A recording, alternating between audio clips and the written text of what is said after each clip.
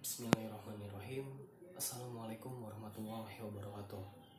Perkenalkan kembali, nama saya Kamal Abdul Ghani dengan NIM D1A019064 dari kelas D angkatan 2019 Fakultas Peternakan Universitas Jenderal Sudirman. Di sini saya akan melanjutkan materi yang kedua mengenai praktikum statistika, yakni materi ukuran pemusatan. Tujuan dari diadakannya praktikum ukuran pemusatan ini yakni untuk mengetahui ataupun untuk melihat gambaran yang lebih jelas dan juga gambaran yang lebih luas tentang sekumpulan data mengenai hal yang terjadi dari data tersebut, baik dari segi sampel ataupun dari segi populasi. Dan data yang disajikan melalui tabel dan juga diagram ini masih diperlukan ukuran-ukuran yang menjadi wakil dari data berkelompok tersebut. Nah, pada praktikum ukuran pemusatan ini, di sini kita akan mencoba mencari ukuran-ukuran yang menjadi wakil dari data kelompok tersebut. Yang pertama ada rata-rata, yang kedua ada modus, yang ketiga ada median, yang keempat ada kuartil, yang kelima ada desil, dan yang keenam ada persentil. Untuk yang pertama, rata-rata. Rata-rata ini bisa saja disebut sebagai rataan, nilai tengah, min, dan juga average.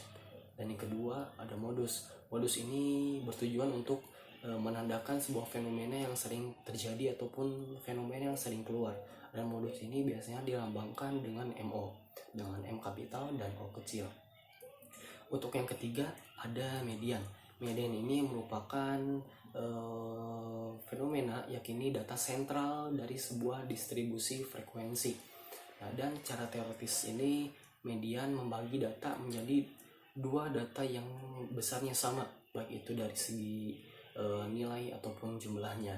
Dan dari median ini biasanya dilambangkan dengan ME, dengan M kapital dan E kecil. Untuk yang keempat ada kuartil. Kuartil ini merupakan data yang dibagi menjadi 4 bagian yang sama besar.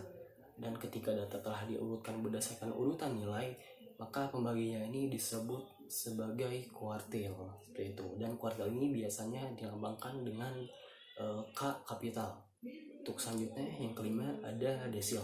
Desil ini hampir sama cara pengolahannya seperti kuartil, hanya saja desil ini membagi data menjadi 10 bagian yang sama banyak dan sama besar. Dan ketika data tersebut telah diurutkan berdasarkan urutan nilai, maka pembagiannya ini disebut sebagai desil. Dan desil ini biasanya dilambangkan dengan alfabet D kapital. Dan yang terakhir ada persentil. Persentil ini juga pengolahannya sama juga, hampir sama dengan desil dan juga kuartil, namun saja persentil ini membagi data menjadi 100 bagian data yang sama besar. Dan ketika data tersebut telah diurutkan berdasarkan urutan nilai, maka pembagiannya ini disebut sebagai persentil. Dan persentil ini biasanya dilambangkan dengan alfabet P kapital. Nah, jadi terdapat 6 ukuran-ukuran yang menjadi wakil dari data berkelompok. Dan dari 6 ukuran-ukuran tersebut masing-masing dibagi lagi menjadi 2 pengolahannya. Untuk yang pertama ini ada data berdasarkan data berkelompok, dan yang kedua adalah berdasarkan data yang tidak berkelompok. Mungkin cukup sekian yang saya sampaikan. Mohon maaf apabila ada kesalahan kata. Wabillahi taufiq wal hidayah. Wassalamualaikum warahmatullahi wabarakatuh.